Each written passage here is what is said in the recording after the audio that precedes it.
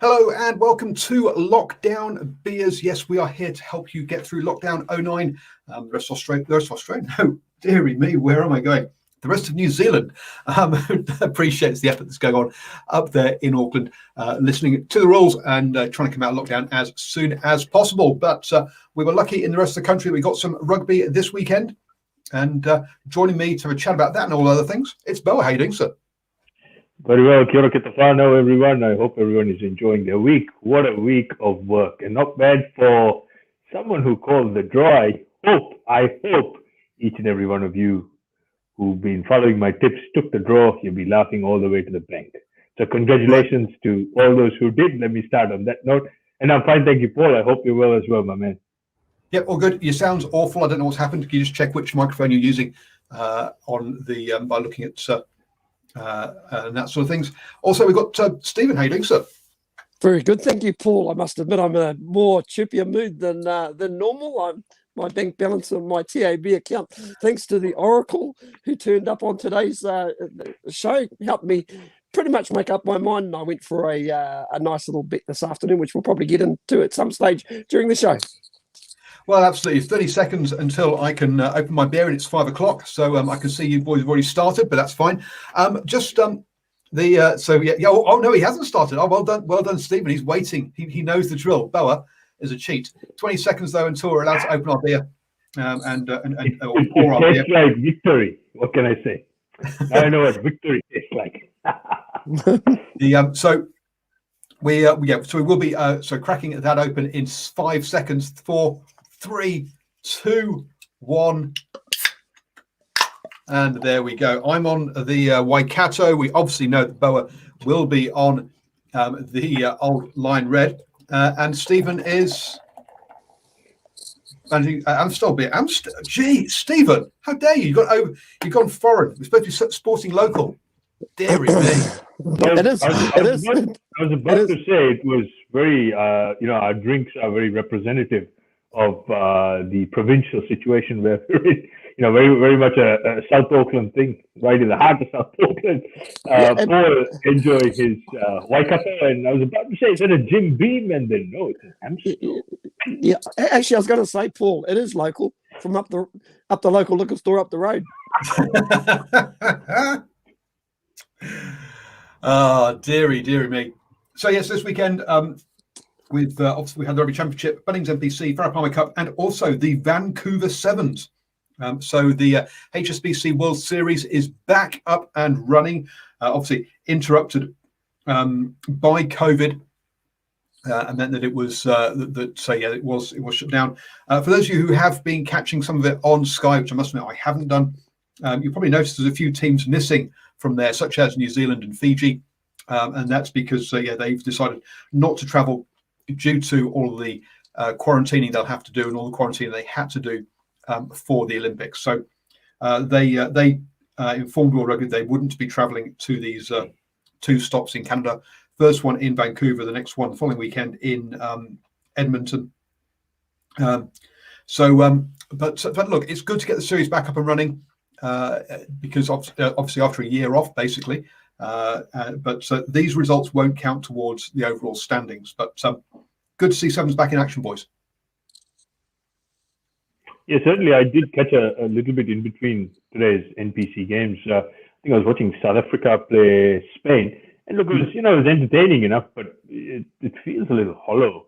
It reminds me of some of these plastic boxing matches for titles sort of thing, where they call it a World Series, but you're missing all the heavyweights. I mean, any seventh series without Fiji and without New Zealand to a lesser extent is not really a proper series. But rightly so, any sort of rugby is good, and it just gives these other fringe teams an opportunity to have a bit of a run around.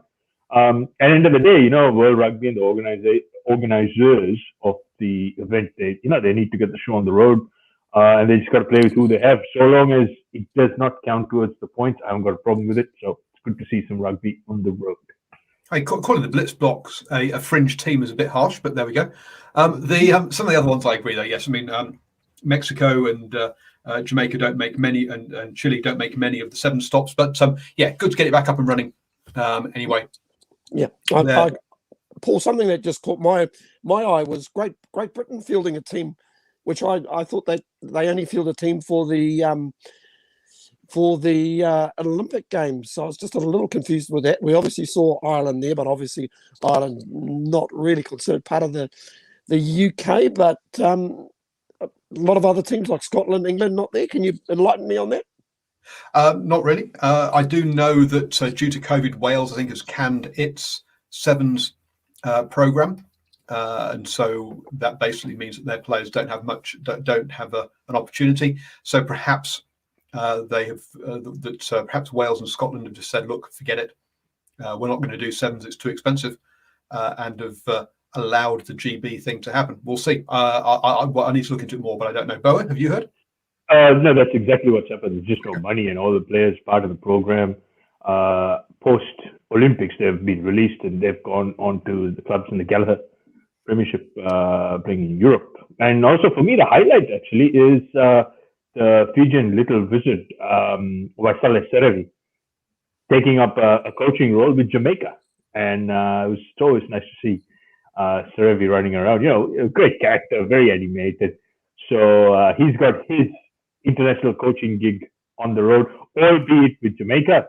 But who knows? You know, give them a bit of time, and they've certainly got the sprinters in the country. They've got they've got no shortage of speed. And given that Serevi can hopefully transition into a good coach, we might see what was that movie? The Jamaican bobsled team going to the Winter Olympics. We might see a similar story. Well, I mean, Serevi's been running a sevens academy in Seattle for many years now.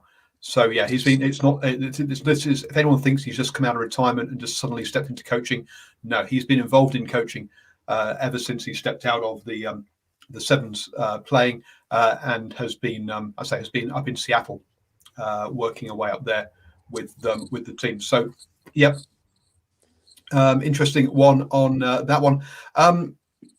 Let's move on from the sevens then. I mean, Simon Hughes touches on, let's be honest, the biggest news of the day, that he doesn't believe that Golden Point should stand in the Ranfurly Shield and the NPC. Wow. I'm not sure about the NPC piece, but clearly it's experimental laws that they're trying out. This will be a big American push because the Americans don't like draws. Me, I've got no problem with draws. I'm not a big fan of Golden Point, to be honest with you. Draws don't happen that often. So to me, it's no big deal. But this appears to be something that World Rugby or New Zealand Rugby trying to fix one of the things that isn't broken or isn't important compared to fixing the important things. But that's just my opinion on that one. Boys, your thoughts?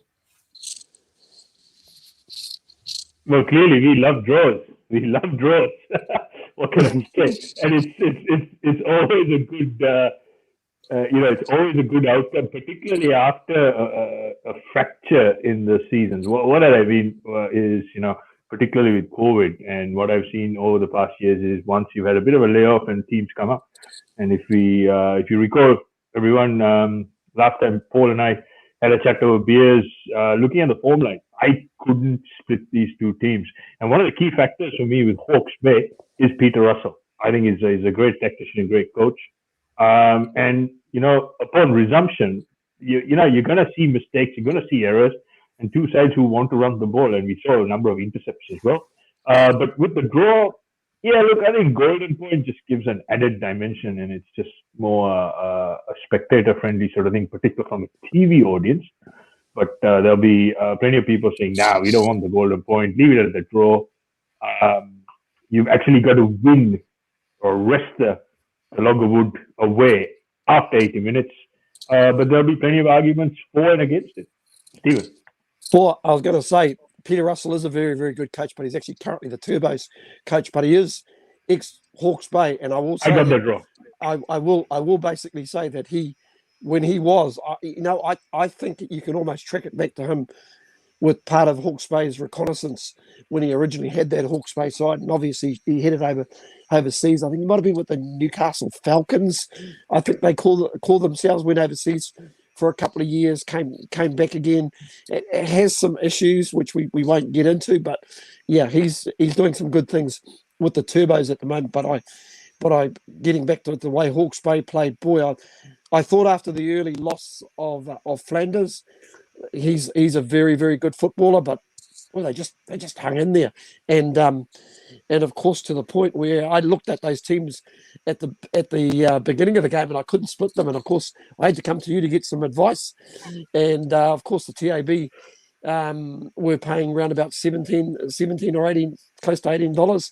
And I thought, well, it's a nice little $5 sneaky sort of bet. So I put it all out there, a little bit like Paul when he puts it out there with his $1 bets. Got to return it at the end of the day. But a bit like the players and the officials, I was also running to the TAB rule book at the end of the game as well, just to see if they actually, in fact, do pay out at the end of extra time or the end of the 80 minutes. But fortunately for me, they pay out on the 80 minutes. Okay. You're very welcome, everyone, and Mr. Stephen Harris.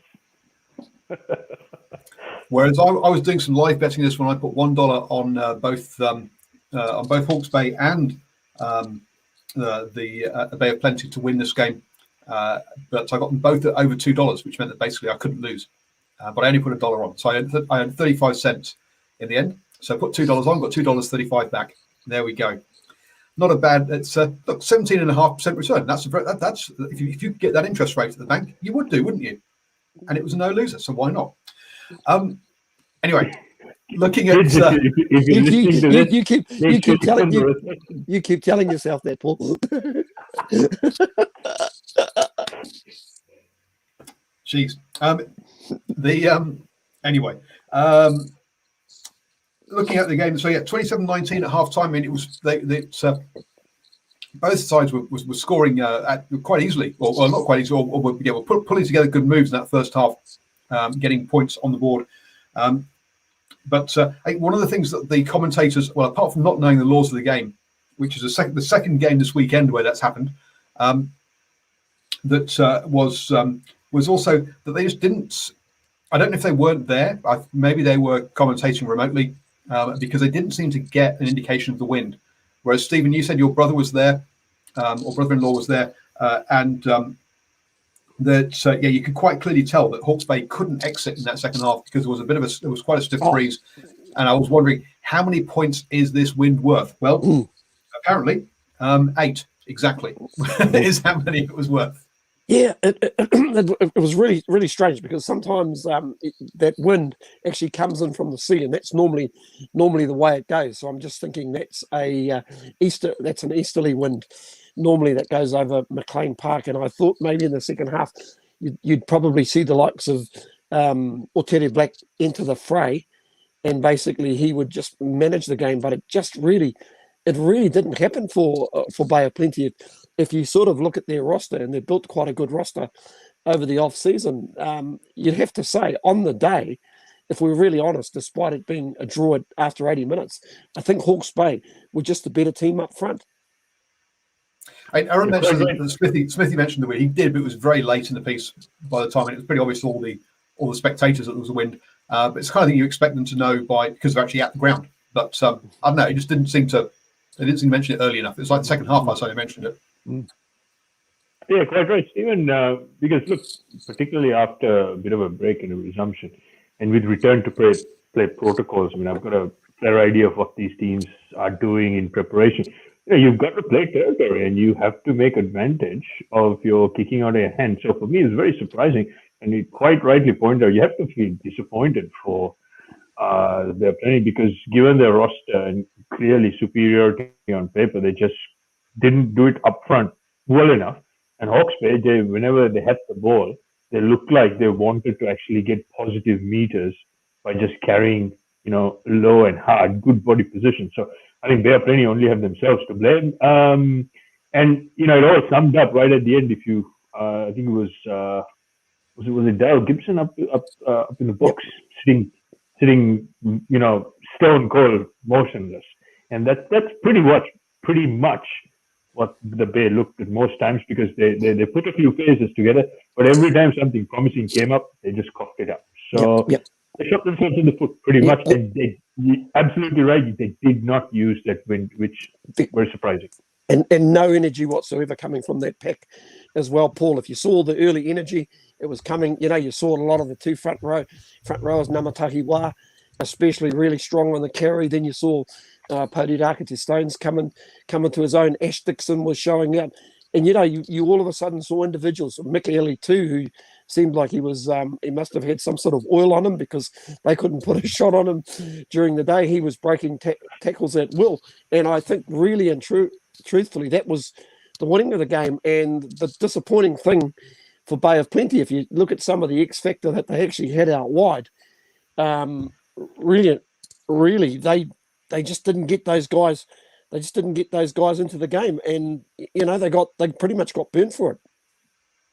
Yeah, I think at least three of their tries a set piece or off line outs. A couple of them set piece. Well, I'm not sure whether the one where the winger, I've gone blank to his name now, burst through the line, whether that was set piece or called or not. But I think it pretty much was. So yes, it did appear to be set piece or training ground moves that were finishing the deal for Bay of Plenty in that one. Whereas Hawke's Bay perhaps a bit more rugby around it. But I know what they trying to remember what their tries were now. We had a line up maul and a few other things in there. But disappointing for Bay of Plenty. Disappointing for me. Not so much as a Bay of Plenty fan, but more the fact that I'll be probably at the Bay of Plenty versus Taranaki next Sunday, which would have been a Shield defence. It's great. It's always fun covering a Shield defence. So shame that the Shield won't be there to greet me in Tauranga. I was going to say, Paul, really strong bench as well. Bay of Plenty. You look through some of the names in that Bay of Plenty lineup: Aiden Ross, Thwaites Vella, Selby Rickett, Scott Young, Fetu Douglas, Carpick. Man, that's a lot of super rugby quality in that pack, and they were just far too quiet. You throw out all those names, and there's really nobody that stands out. Even Sean Wainui, we know he's a very good performer, New Zealand Māori player. At centre, Sean probably scored a try, but really quite quiet. Really, their real main street weapon. You're dead right. Ratave out on the wing every time he got the ball in hand, scored a couple of good tries. I thought he was a bit lucky with the try off the line out because I thought he'd already come inside the 10 metres. When he was the scrum half. He was playing. He was the scrum half. Yeah, okay. He was the halfback. No worries. You're talking about the commentators there, obviously not knowing the rules. A couple of your experts don't know them either, or maybe just me. So I think again the commentators got mixed up between that as to first one of them was like, oh, he's too close, he's going to get in trouble. The other was like, no, he's the halfback. It's like, but yeah, we had this. I mean, in this game we had that piece around the not understanding the laws around if you're jumping in. From outside the field of play, you have to catch the ball. You can't knock it in, and then they didn't understand those laws, and those have been around for a while now. During the Wallabies game against the Springboks, I've gone blank as to what one of the commentators going, I thought you only couldn't tackle a player in the air if it was off a kick. No. The law is you can't tackle a player in the air, whether he's jumping up to catch a pass or jumping up to catch a kick. It doesn't matter. These guys are professional commentators. Knowing the game is part of their job. They should know the laws. So yeah, I think a couple of poor ones there. I mean, Nigel Yeldon put on Twitter that when he was commentating on a Shield game last year, he checked beforehand what the situation would be around Golden Point, and he got told Golden Point did count for the Shield. The commentators clearly in this game hadn't done their homework and were at sea at the end of the game going, not really knowing what the situation was. I think the difference there between a paid commentator and a professional commentator is doing your homework, basically. I don't want to jump in again, but, just in Hawke's Bay, if you mention a lot of the names in the pack, you had Rakete Stones, Dixon, you had Namatahiwa, who was actually a late replacement for Api Katoa. Parsons stood out. Michaeli too stood out. Funaki, who's supposedly drawing Moana Pacifica. There were a lot of names you could actually mention that came off the field having good players. So I think as a collective, and I'm sure you'll agree, Boa, you've got to give it to Hawke's Bay. Yeah, you got to, absolutely. And for me, the biggest disappointment was Ratawa and Sean Wainui just didn't get enough quality ball and weren't put into enough space, and that the onus is clearly on the forward pack. They didn't do the hard yards. So when you have top class finishers in your ranks, you've got to give these guys as much opportunity. Quality ball, they just didn't get it. I mean, yes, Wainui scored a try, off that little speculative kick, but apart from that, they had a very, very quiet game. So to me, not enough grunt up front. They just kind of lost their way through the paces, and at times it just looked like they were just going through the motions. There wasn't really much strategy behind it. Whereas on the flip side of the coin, as you rightly pointed out, Hawke's Bay, man, everything they did with whatever little possession they had, particularly in the second half, they just did with conviction, and they got the fruits for it. So I think, Hawke's Bay worthy winners, and they are plenty. They've got some serious soul searching to do. But the good news is, this is just the first week of the resumption, and they can sort this out fairly quickly. Coming back to a game that came down to the last kick of the regular time to make it a draw, and then another penalty to win it. I think soul searching for Bear Plenty is a little bit over the top there. Look, they came very close. I would agree. They had 89% possession in the second half. And they had to go digging to the bottom of the barrel. So that is a bit of a concern given the roster they have and the quality players. But coming back to what you said, Paul, look, with commentators, professional commentators, they get paid to do this. They have to do their homework. I remember on one of my many escapades to Alexandra Park to watch the trots, I used to have a chat with the great Albie Gaines. And one thing he always told me, son, whatever I do, I always do my homework. And he showed me this file for a Friday night meeting, and there's all these little notes he'd made on every single runner, the driver, the history, and while actually calling the race, he'd actually draw on all of these. And I thought, wow, this is amazing. So you're quite right, Paul. These guys get paid to do it. I think there's far too many people who walk themselves into a job and into the comm box purely on their reputation. They really need to do their homework.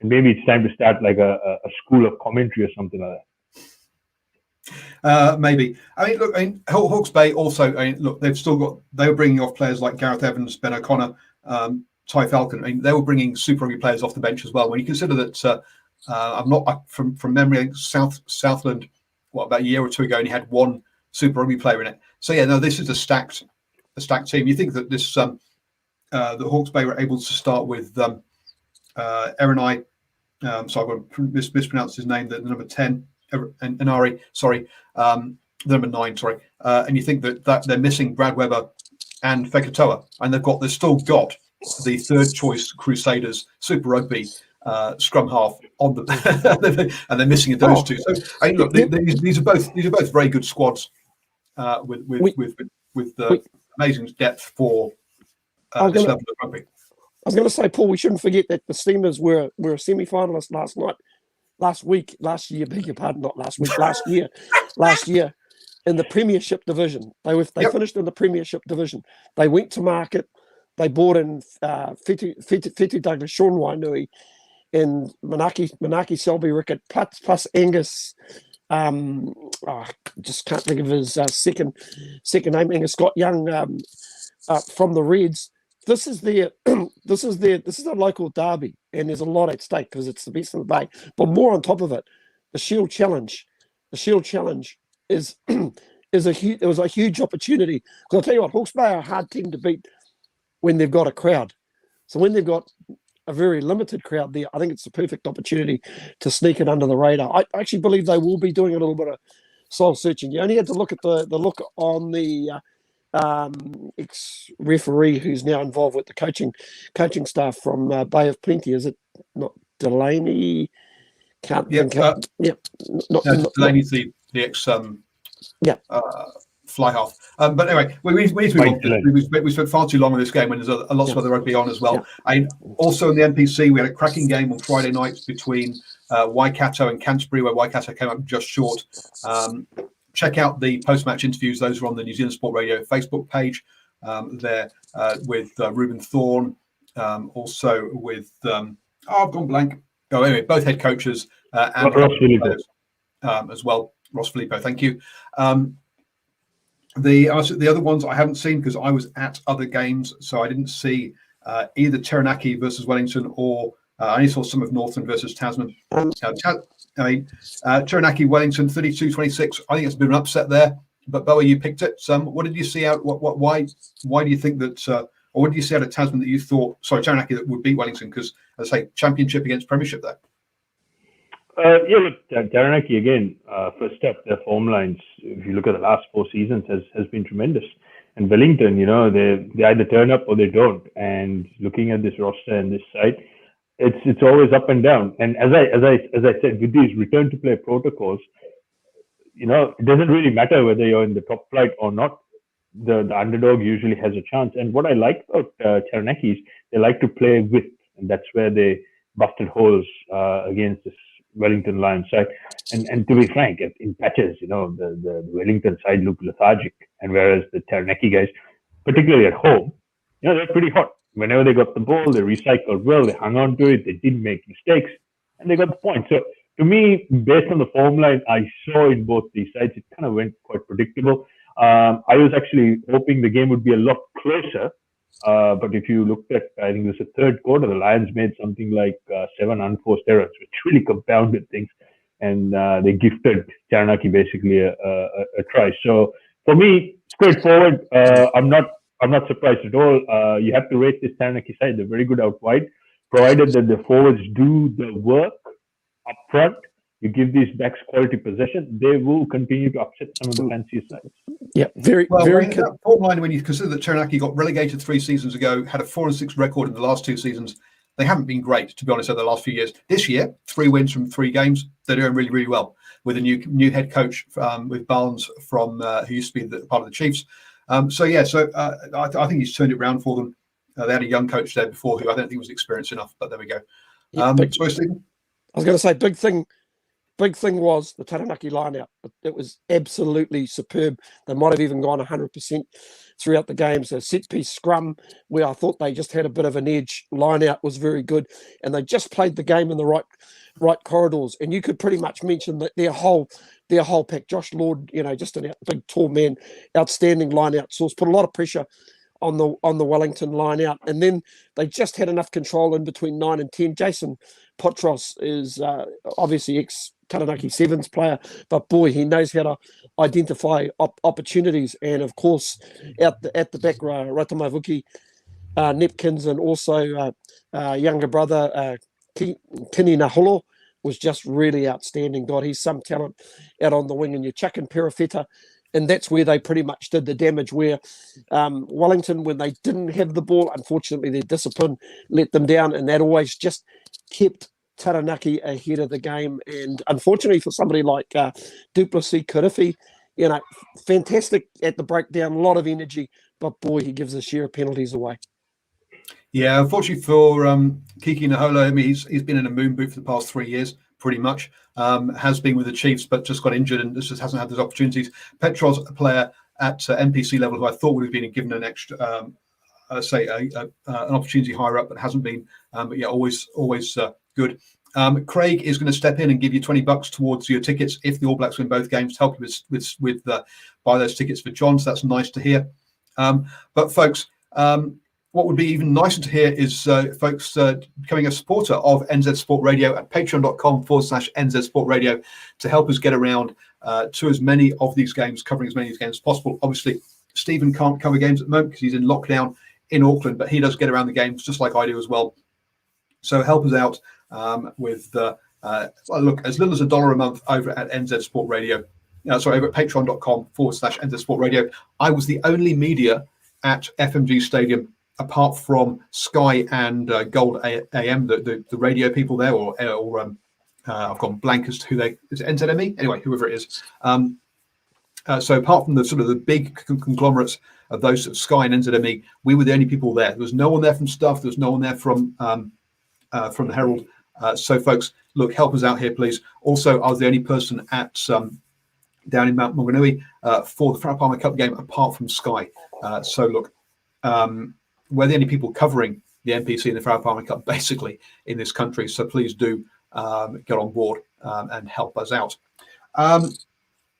Then we had the the other NPC game this weekend was Northland losing to Tasman 28-48. I think 29-48. Look, a better performance from Northland, but still, I guess what we were kind of expecting. I'm not sure as much to say about that game, really, guys. Yeah. On that one, I was gonna say they've got an injury list as long as my arm, and it's got even longer, up to 14 defections at the moment that are going to be unavailable for the Manawatu Turbos, including Rob Rush, who basically left the field. And gee whiz, it was from a neck roll. I was really disappointed the official didn't look at that, because it was the neck roll that actually caused the ankle injury. So disappointing for Rob Rush. And of course, their best player yesterday was their skipper, Jordan Olsen, who was probably his most outstanding game in the Cambridge Blue colours, but he's going to be away on maternity next week, expecting a second child. Listen, it was a good effort. Paternity. Good effort after what we've seen after the first two games. But at the end of the day, basically Tasman just had too much firepower off the bench, and that's what it really came down to at the end of the day, and probably went away with the game comfortably. Yeah, so I don't think as much. I think pretty much as we expected. Tasman get a shoot shield, Ranfurly Shield shot next weekend. I think it is against Hawke's Bay. So obviously watch that one. So I got down to Bay of Plenty, Volcanic, versus Otago Spirit. Ended up being a big win for Bay of Plenty, 31-3. Look, big defensive shifts there, because Otago really had the first 20 minutes of the second half camped in the Bay of Plenty half, but just couldn't get across the line or get any points there. They had their opportunities, but just not clinical enough. Not helped out by a couple of things. One of them being that their first choice, first 5'8", was saving surgery until after the season. Well, because of COVID, suddenly that surgery ended up being in the middle of the season, and she's was not available for the rest of this. So players missing for that, taking multiple flights to get up here as well hasn't helped out. But this is the first ever season that we're looking at relegation in the Farah Palmer Cup, and this basically was a relegation battle. So congratulations to Bay of Plenty on that one. As I say, I was at this game. So head over to the New Zealand Sport Radio Facebook page for my post-match interviews with the head coaches and players. And also I got a video of the post-match presentations. So I think what's really kind of cool about the Farah Palmer Cup is that the captains gave each other's bottles of wine, and just the respect that they have for each other after the game, and how it is and how they are all in it together. Also, we had a Blazer presentation as well, so head over there and check out those videos. Hopefully, I need to see whether I can actually get to Bay of Plenty versus Wellington, which will be next Saturday. It's going to come down to I've got girls next weekend, basically. So family issues. Finally, the Rugby Championship then. Very briefly, as we've run out of time, boys, but really impressive by the Wallabies to step up 2 games in the week, two weekends in a row, and to deal it to the Box. Oh, very, very impressive. And, look, they really turned it around, and they deserve to win. The reason I say that, and I'm sure most of you would agree, they look like the only team which actually wanted to play rugby, pass properly, take the ball into contact, create opportunity, and they did plenty of that, and they scored 4 tries. As far as the world champions are concerned, they're 0 from 2 now, and this probably is going to be this tour is going to get even uglier and harder for them. So they have some serious work on their hands, and they need something short of a miracle to turn things around. But all praise with the Wallabies, in particular with Taniela Tupu, the ex-Sacred Heart import. I have to say that. Fantastic game. And also really happy for Marika Koroibeti, because he's had his fair share of detractors. And boy, as soon as Tupu got that ball, he got it to the right man, and Koroibeti was gone in a flash. Really happy for the Wallabies fans. And I think these are good signs. This Wallaby side is going to get competitive. And I think we just need to give these guys a bit of time. Dave Rennie certainly got them playing the right style of rugby. Whether they actually have the skills to go the whole hog, that's a question which will be answered over the next few years. But no, fantastic result. And I don't know, a bit of this World Championship Springbok myth is starting to unravel in front of our very eyes. Look, I think a lot of people are being. One of the problems that the Springboks have had is that they've had a very emotional series to kick off. Against the Lions, which I think took a lot out of them mentally. They've been in isolation or a hard bubble for over 12 weeks now, which the All Blacks haven't had to do, for example. So to me, they just look totally drained emotionally and mentally at the moment. And it's not up to the team that they can be and that they have been. Remember, they only lost one game last year, which was obviously the opening game in 2019, 2 years ago now. Some people say, "Oh, is it a bit of a fake? They're world champion." No, look, they had a very good run in 2019. One draw, one loss. All the other games they won. So they got to number one for a reason. But yeah, clearly they're just not at the races at the moment, unfortunately. Paul, I'm going to chuck something else in there. You know, I think when you're playing a style of rugby that's enjoyable, I personally think it refreshes the players. You know, you watch the All Blacks, especially in the first half last night. They just look like they were having fun. You know, I realise there might be a difference in opposition, but you know, when you're trying things, you're trying moves. I think when you're actually micromanaged in a certain way, I liken it to being at work, having that manager who can basically all sit down with you, show you the plan. But listen, I'm going to let you go out and implement that plan in your way, not my particular way. And it's makes life really enjoyable. They often say if you find a job that you love, you never work another day. I think is a saying, and that's what I'm seeing with the South African team. So micromanaged. I sent on our rugby chat. I sent out a pick that I picked up, and you've got a trainer in the in goal area barking out instructions who should not even be on the field during the play, but she's standing in the in goal area and she's not giving medical advice. She's telling people where to stand through an earpiece. You know, there's also that was back in the Lions series. I think it got covered a lot at the time. I do think that in certain teams you see you know who the emotional and the morale leader is. Whereas in the whilst for the Wallabies, Dave Rennie is doing a lot around culture, I still think that Hooper is probably the morale and the emotional leader of that team. Whereas with the Springboks, all the videos I've seen where that Razzie's put out about his coaching, you see him talking to the players and him leading things. And I think he is the emotional leader of that team. And he's not in Australia; he's in South Africa, so he's not there to lead them.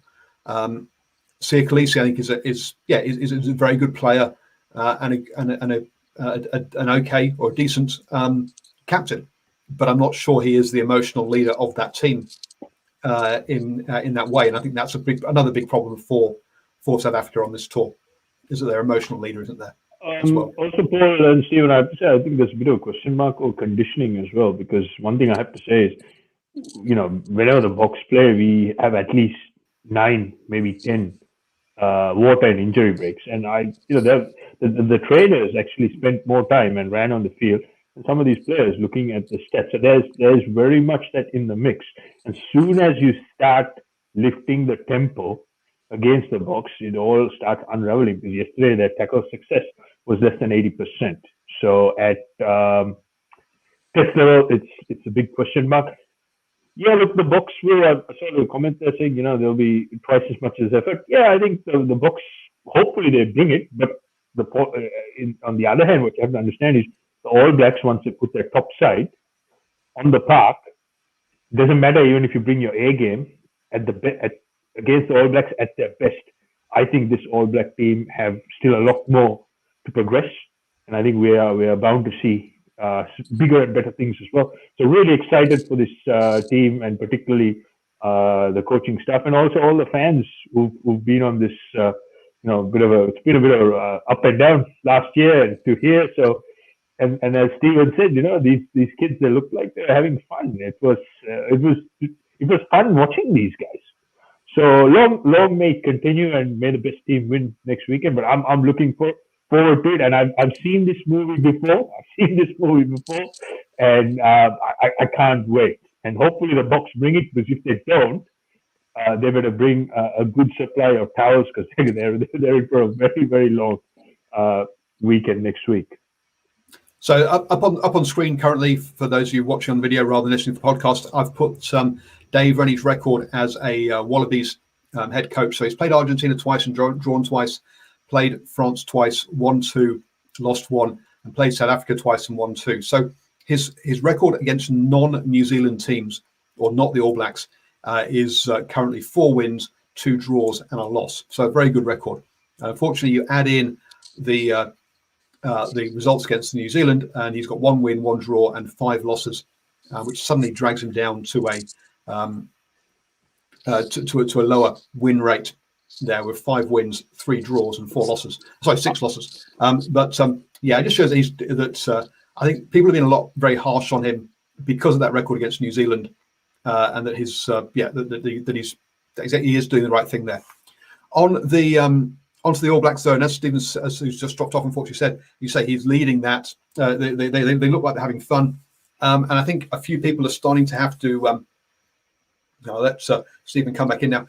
Stephen mentioned how the All Blacks looking like they're having fun. I think a few people are having to eat some humble pie around Ian Foster, and I think slowly he's slowly starting to show people that, look, he is a decent coach. He does know what he's doing, and that you don't get 39-0 like you did 2 weeks ago by bad coaching.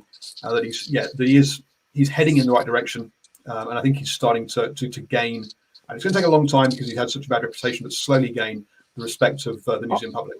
Oh, listen, I'm probably not the Lone Ranger there in my thinking. There are a lot of people, but I think it definitely is starting to come around, and I can just, the good thing I am liking is that he's actually not afraid to change this team all up. There was nothing conservative about it, and I think maybe in the past they've been far too conservative. I think they've probably on too many occasions made limited changes. But I think in this team they've made a lot of changes. So now listen, they're definitely on the right track. I said to somebody before this championship, I said, man, if they win the championship unbeaten, that is something. If they go up to the Northern Hemisphere and they're unbeaten again, boy, that's some year. Yep, no, absolutely, very, very true. Right, folks, I think we'll wrap it up there, and we'll be back tomorrow at 5 p.m. with Lockdown Beers and Rugby Chat as well. So do join us for that. We'll be here on Tuesday. We'll have the Driving More show at 8 p.m. as well as the 5 p.m. Lockdown Beers, and obviously Wednesday we'll have the NRL show as its finals time there as well. So don't forget to join us for all of that. And again, please support us, patreon.com/NZ Sport Radio. Thank you, Bella. Thank you, Stephen. All stay well and follow the old lockdown rules, please, folks. Stay safe.